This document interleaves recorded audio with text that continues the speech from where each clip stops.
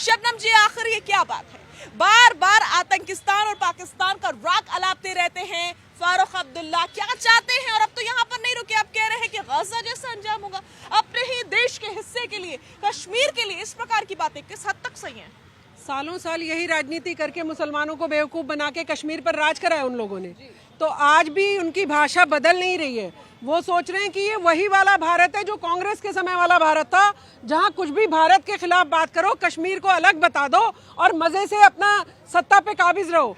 पर शायद अब वो ये भूल गए हैं, अब मोदी जी का भारत है ये, अब हर जन जन का भारत है ये, अब हर उस व्यक्ति का भारत है जिसको देश से प्रेम है। वो भारतीयों का भारत है ये, वो कश्मीर भी उन भारतीयों का है। अब हमने पूर्ण राज्य का दर्जा भी दे दिया है उसको। तो मैं बोल रही हूँ कि आप तो कहते थे अगर मोदी 10 बार भी बन गया ना प्रधानमंत्री तो भी 370 नहीं हटा पाएगा। 370 हट गई कि नहीं हट गई? जनता की नब्ज पकड़ना विपक्षी भूल गए। विपक्षियों को पता ही नहीं है हम क्या कह रहे हैं, और जो कह रहे हैं मोदी जी के अगेंस्ट बोलने की वजह से देश के खिलाफ बोलने की तरफ जा रहे हैं। यही उनका माइनस पॉइंट है। जीवन में ये सारे मेरे भारत की जनता खड़ी है, इनकी शक्ल भी देखने नहीं देगी। आगे आने वाला जो समय आएगा आप देखना, विपक्षी ढूंढने को नहीं मिलेगा अगर इनकी भाषा यही रही तो। बड़ी बात। राहुल जी, देखिए, मुझे लगता है कि ये प्रॉक्सी हैं पाकिस्तान के। उमर अब्दुल्ला, फारूक अब्दुल्ला और महबूबा मुफ्ती, ये प्रॉक्सी हैं पाकिस्तान के पॉलिटिकल प्रॉक्सी। देखिए, किसकी हिम्मत है कि कश्मीर को गाजा बना दे? 1971 में हमने पाकिस्तान के 2 टुकड़े किए हैं और हमें पता है कि हमारी पावर क्या है, हमारी सेना के पास कितनी ताकत है।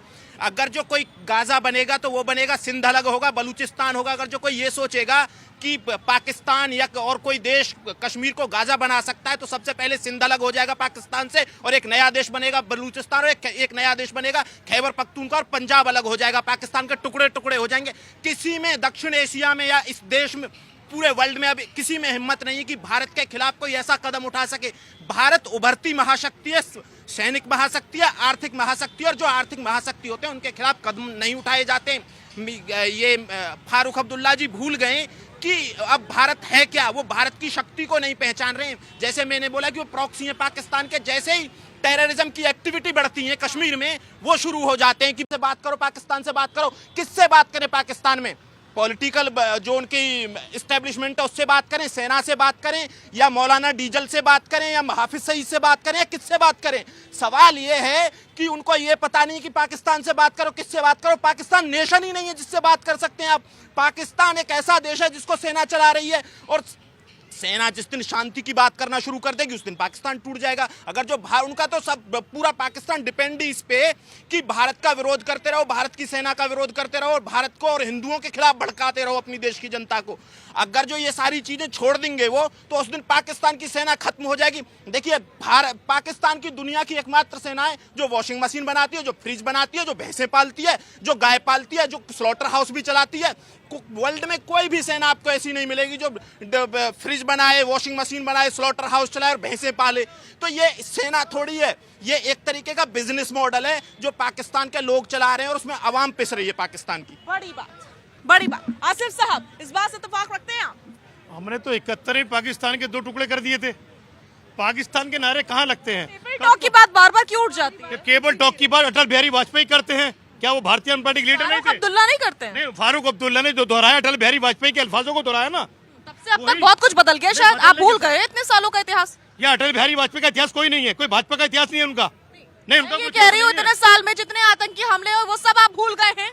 आपको सिर्फ बोलना है अटल बिहारी वाजपेयी पे, लेकिन फारूक अब्दुल्ला के ऊपर कोई जवाब नहीं। हम बिल्कुल नहीं बोले सैनिकों की शहादतों को। जो सैनिकों की शहादत कश्मीर के अंदर आए दिन बढ़ती जा रही है, दिन पे दिन जैसे जैसे चुनाव करीब आता जा रहा है, इस तरीके से हमारी सैनिकों की शहादत दिन पे दिन कश्मीर के अंदर बढ़ती जा रही है। कश्मीर गाजा बन जाएगा? मैंने कब कहा कश्मीर गाजा कभी नहीं बन सकता? अब्दुल्ला ऐसे कह रहे हैं और आप सपोर्ट कर रहे हैं उनके बयान का। कश्मीर कभी नहीं। मैं अटल बिहारी कैसे कह रहे हैं? मैं आपसे फारूक अब्दुल्ला पर सवाल पूछ रही हूँ।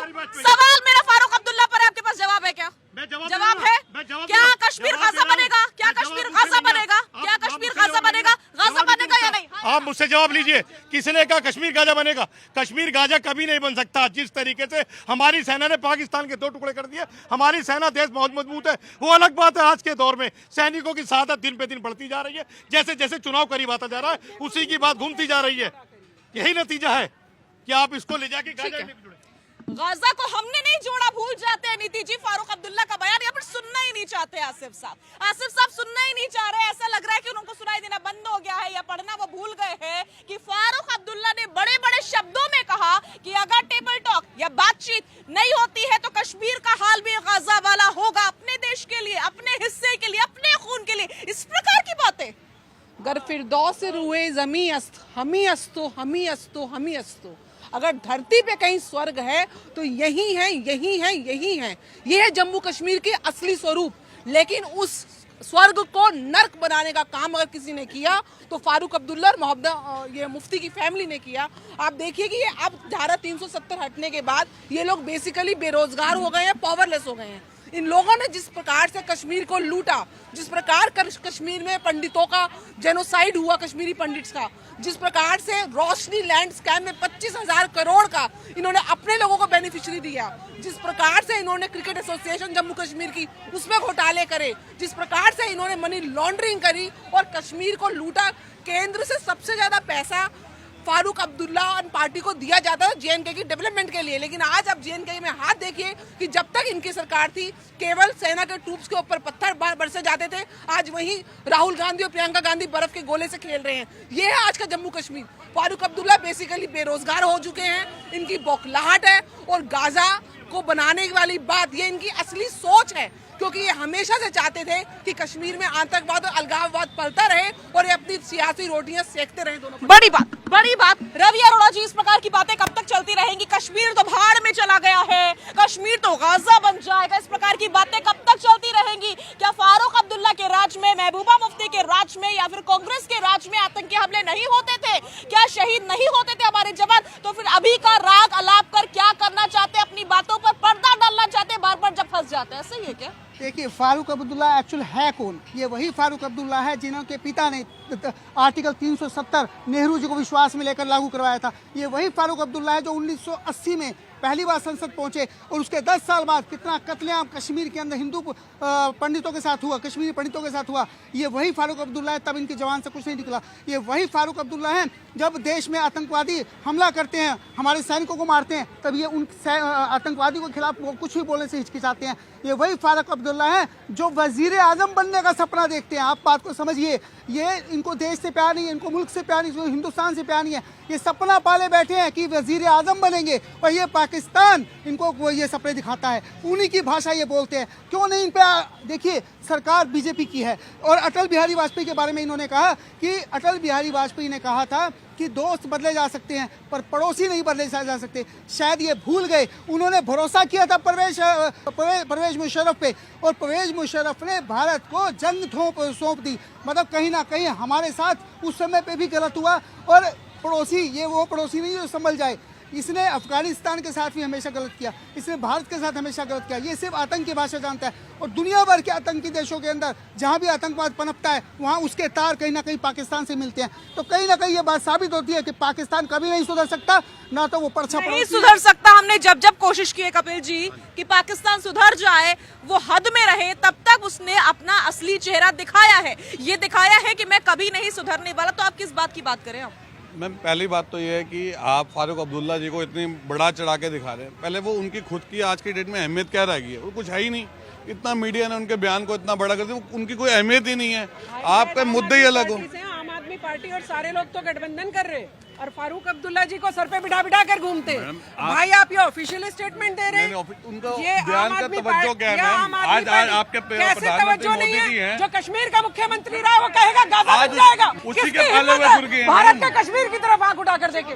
किसने पिलाया उसको माँ को दूध? तो मैम, आज प्रधानमंत्री नरेंद्र मोदी जी की सरकार है तो क्या हो रहा है? आज आप कहते हो कश्मीर को उन्होंने पूरा कंट्रोल करके रखा है, तो फिर उन्होंने क्या कर रही है? आज उनकी इतनी हिम्मत कैसे होगी कि वो ये बयान दे सकते हैं? आपका कंट्रोल क्या? उन्हें अरेस्ट होना चाहिए। तो हाँ, होना चाहिए। गाजा का तो बात ही नहीं है। आम आदमी पार्टी अलग चीज है, भारत देश पहले है। ये चैनल पे आपका भारत, हम भारत के नागरिक हैं। हमारा देश कभी भी गाजा की तरफ आप क्या? पहले एक चीज बताइए मैम, कि जो भारत देश है, आपको लगता है कि हम पाकिस्तान से हार जाएंगे? पाकिस्तान हमारे को गाजा बना सकता है? आपको लगता है? देखेगा आपको लगता है कि कहीं से ऐसा हो सकता है? फिर ऐसे बयान की मजम्मत होनी चाहिए सीधी सीधी तौर पर। मीडिया को इस बयान की तवज्जो भी नहीं देनी चाहिए। ये तो बयान ही नहीं है, ये तो भारत के विरुद्ध है। क्यों नहीं, इंपॉर्टेंस क्यों नहीं मिलेगी, तवज्जो क्यों नहीं जाएगी? वो आखिरकार एक बड़ा चेहरा रह चुके हैं। आदमी का समय खत्म हो चुका है, एक एक्सपायरी होती है हर आदमी की एक्सपायरी, उनकी डेट खत्म हो चुकी है। आज उनका दोबारा से शासन नहीं आ सकता।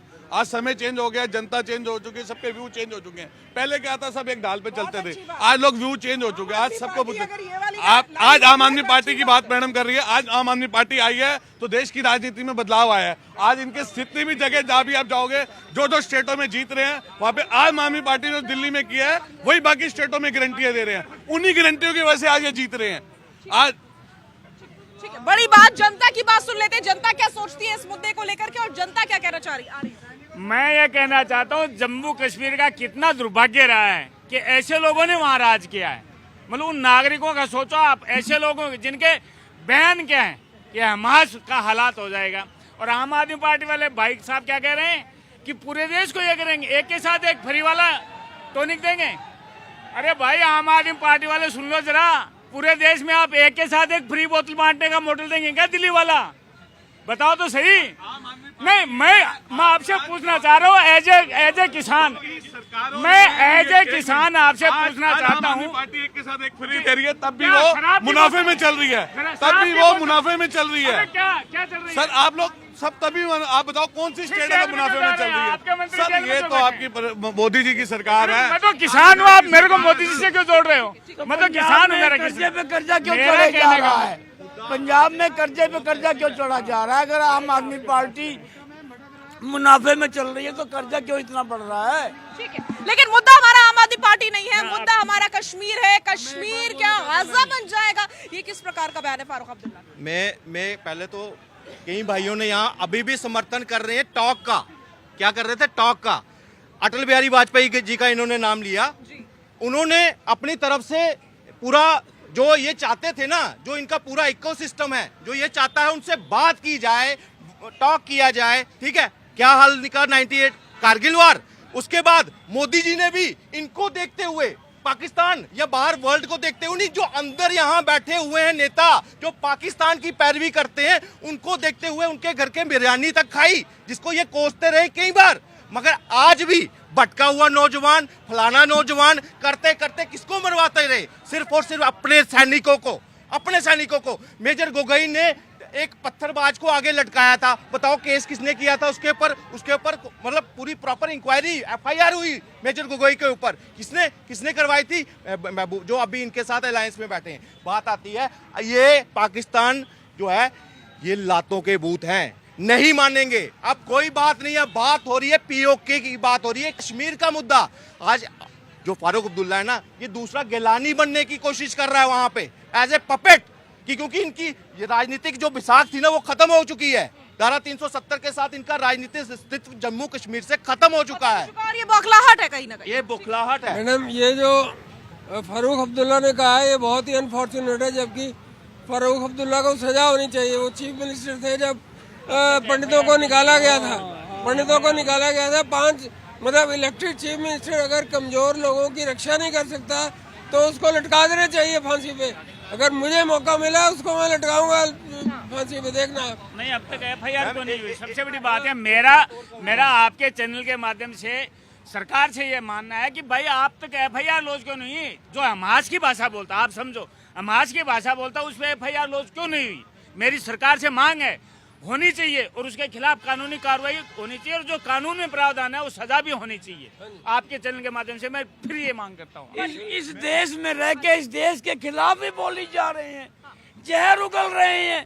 इस देश का खाते हैं, इस देश में रहते हैं, इस देश के खिलाफ ही जहर उगल रहे हैं। शर्म आनी चाहिए, शर्म आनी चाहिए। एक बात और कहना चाहूंगा, इसमें षड्यंत्र है। इस बयान को आप जितना सरल देख रहे हैं ना, ये वैसा नहीं है। इसके तार जोड़े जा रहे हैं। हम वहाँ जो आज कॉन्फ्लिक्ट इसके गाजा और इजराइल के बीच है ना, जो मुद्दा कश्मीर इंटरनेशनल नहीं बन पाया, 57 कंट्रियां उसमें इंक्लूड नहीं हो सकती है। आज वो प्रयास फारूक अब्दुल्ला कर रहा है उसको जोड़कर, क्योंकि एक जो इमोशंस है ना इस वक्त सारे सबके यहाँ पे, यहाँ के मुसलमान के भी इमोशंस आज हमास के साथ जुड़े हैं, गाजा के साथ जुड़े हैं, फिलिस्तीन के नाम पर।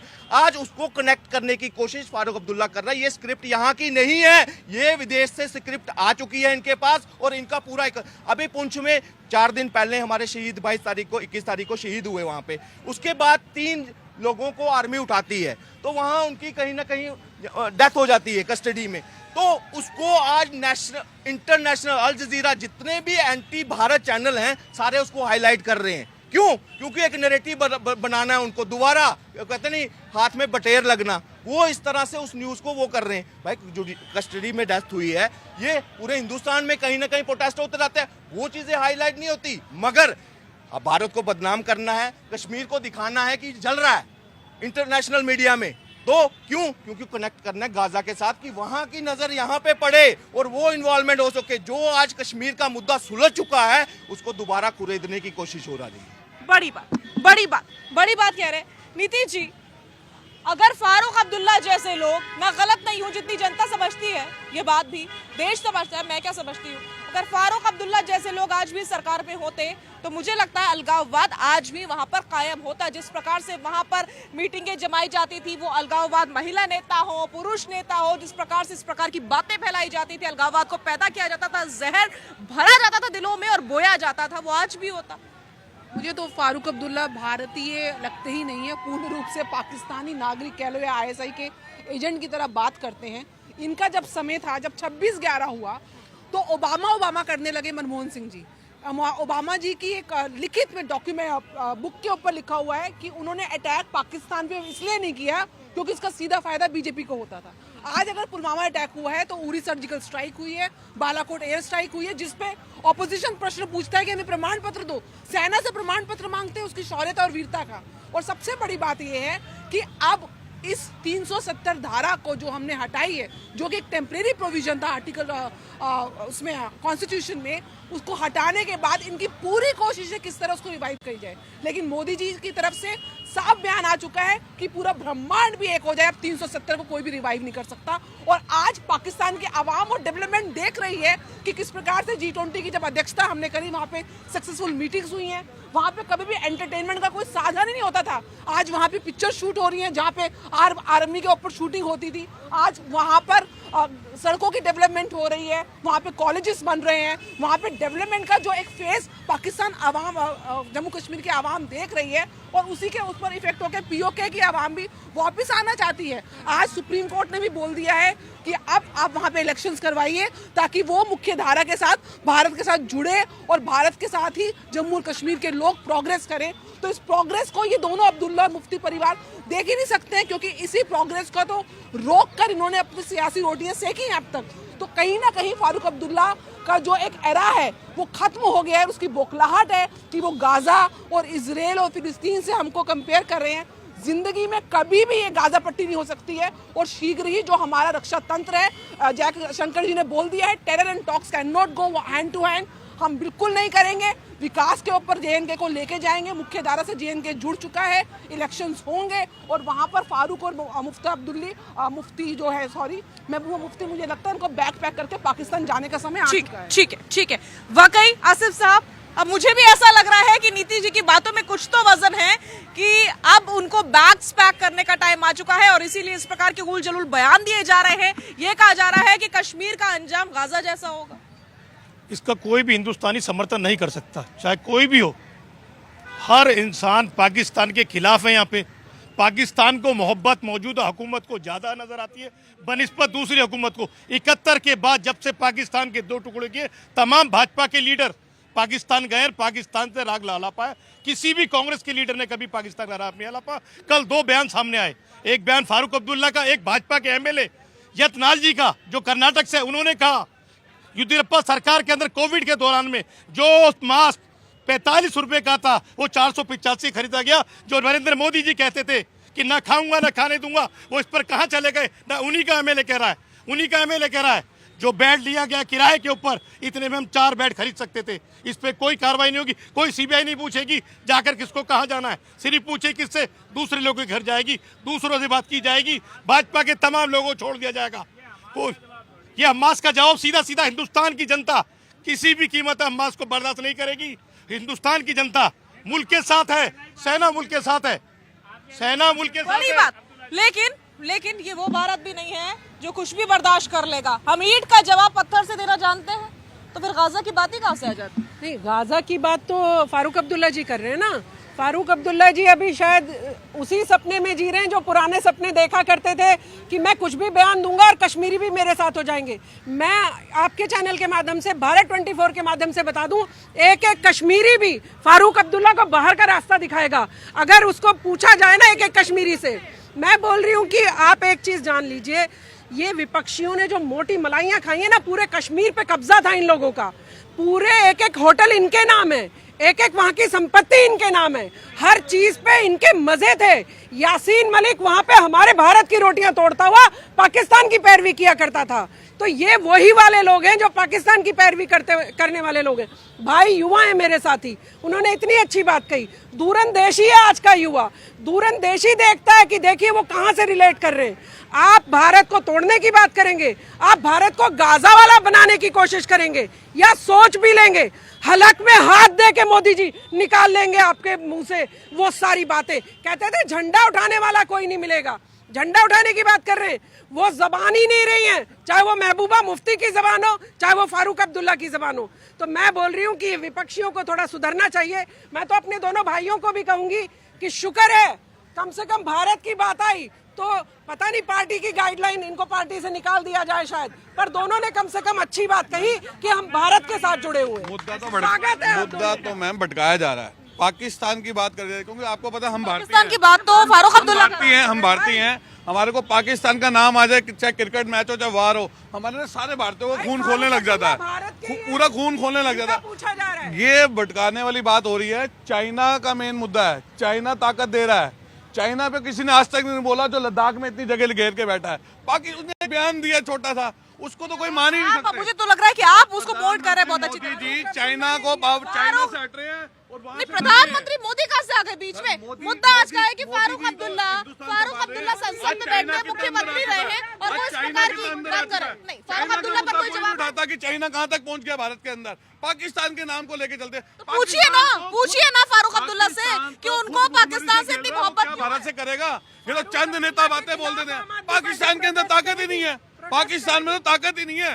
जो ताकतवर चाइना आंखें दिखा रहा है उसके लिए कोई नहीं बोलता, क्योंकि सबको पता है कि सब इमोशन से खेलते हैं, ये इमोशन है। ठीक है, आ रही।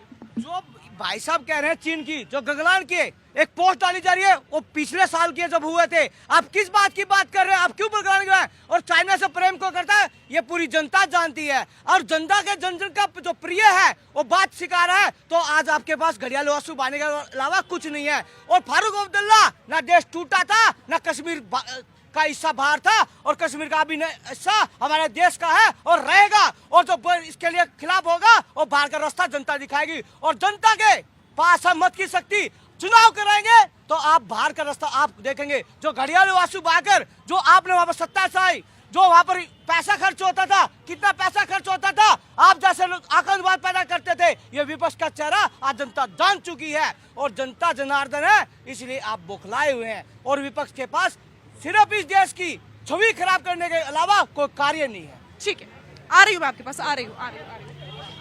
मैम हम तो इनको जो विपक्ष में बैठ रहे हैं, विपक्ष वालों को यही बात बोलना चाहते हैं जो कि इनकी सरकार जो कांग्रेस की है, ये पाकिस्तान और चीन की बोली बोलती है, ठीक है, हिंदुस्तान की नहीं बोली बोलती है, तभी तो आज विपक्ष में बैठ रही है ना। तो आज इन्होंने गुंडागर्दी जो इन्होंने चला रखी थी 70 साल से, आज गुंडागर्दी खत्म हो रही है, ठीक है।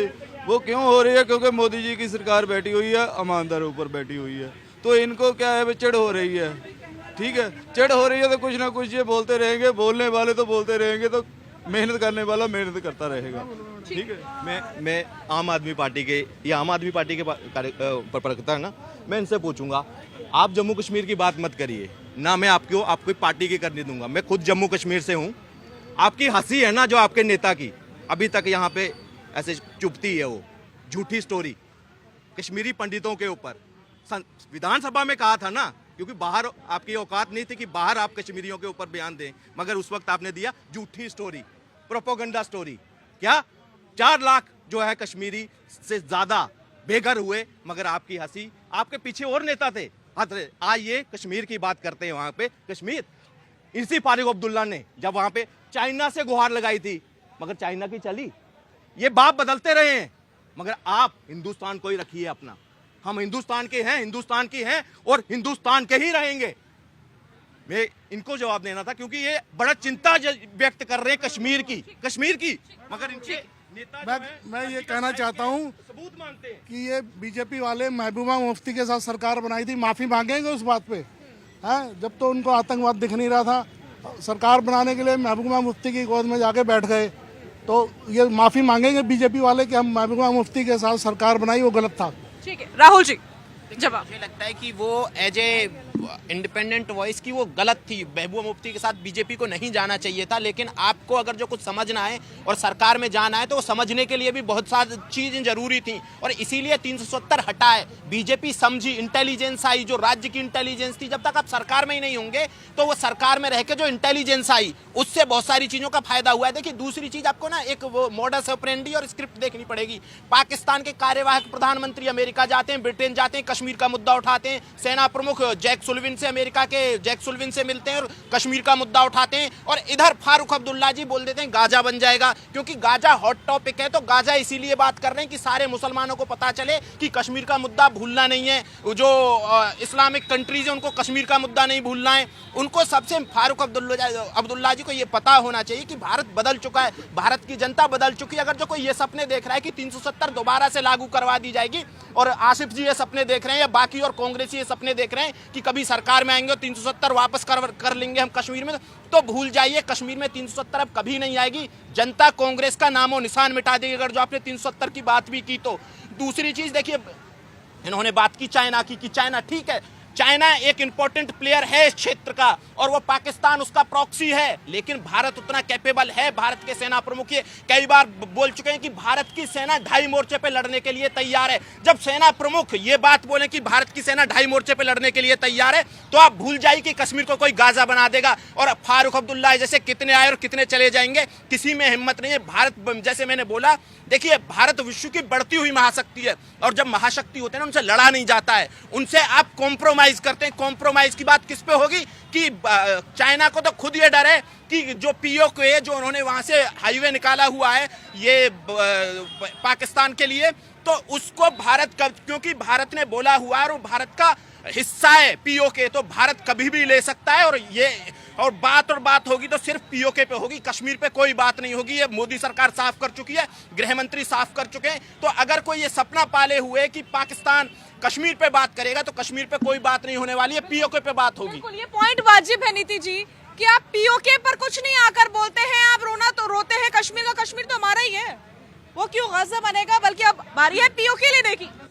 मैं भाई साहब आपको जवाब दूंगी। राजनीति में, सियासत के गलियारे में साम दाम दंड भेद सब चलता है, लेकिन लक्ष्य आपका एक होना चाहिए। लक्ष्य भारतवाद का है, राष्ट्रवाद का है। 370 धारा तब भी लिखी थी जब हम पहले बैठे थे, और आज 370 धारा हटाई है। ये लोग बोलते रहे फारूक अब्दुल्ला कि 370 7 बार ही प्रधानमंत्री मोदी जी बन जाएंगे, कभी 370 नहीं हटा पाएंगे। ये जब भी 370 हटेगी, खून की नदियां बह जाएंगी। आज एक मच्छर तक नहीं मरा, 370 शांति से पारित हो गई, हट गई, और आज कश्मीर भारत के साथ पुनः मिले हो चुका है। दूसरी तरफ पाकिस्तान ऑक्यूपाइड कश्मीर भी बहुत ही शांति से, आप देखिएगा, वापस आपके पास आएगा बिना किसी वॉर के। आज हम जो भी सियासत फैसले ले रहे हैं, अंग्रेजों के द्वारा हुआ कानून से भी हमें आजादी मिल चुकी है, आज भारत न्याय संहिता आ चुकी है। तो कहीं ना कहीं बहुत ही डिप्लोमेटिक तरीके से मोदी गवर्नमेंट काम कर रही है भारत की सिक्योरिटी के ऊपर, भारत के सियासी मुद्दों के ऊपर। उसके लिए अगर किसी को हमें सीढ़ी बनाना भी पड़ेगा तो बनाएंगे, लेकिन राष्ट्र को अखंड रखेंगे। बड़ी बात। वाजपेयी जी ने बहुत कोशिश किया था। मैं नहीं, आप जो कह रहे हो महबूबा मुफ्ती पे सरकार ने बनाई, कितनी साल पुरानी है भाई साहब को पूछे, याद आया आपको? मेरी बात जवाब ये ना, वो सरकार में जाना जरूरी था, वहाँ की पूरी चीज पता करना जरूरी था, इसीलिए महबूबा से हो या चाल चली थी। भाई साहब वाजपेयी जय के साथ में अब्दुल वो भी था, ये जो फारूक अब्दुल्ला है वो भी सरकार में मंत्री थे, तो इसका मतलब उस टाइम भी गलत हुआ था। वो सरकार में जानना जरूरी था। पूरी जो कहते हैं ना, पूरी हर एक डिस्ट्रिक्ट पे जो है ना वो जानना जरूरी, हर एक पुलिस की हर एक ऑफिसर को जानना जरूरी होता है, क्षेत्र को जानना जरूरी होता है, इसीलिए था ये। इनको क्या बताओ, आपने कैसी बात करी है? ये कह रहे हैं 370 हमारे सैनिक क्यों शहीद हो रहे हैं? सरकार ने क्यों झूठ बोला कि नोटबंदी से आतंकवाद की कमर टूट गई और 370 से आतंकवाद खत्म हो गए, हमारे सैनिक शहीद हो रहे हैं। अभी 4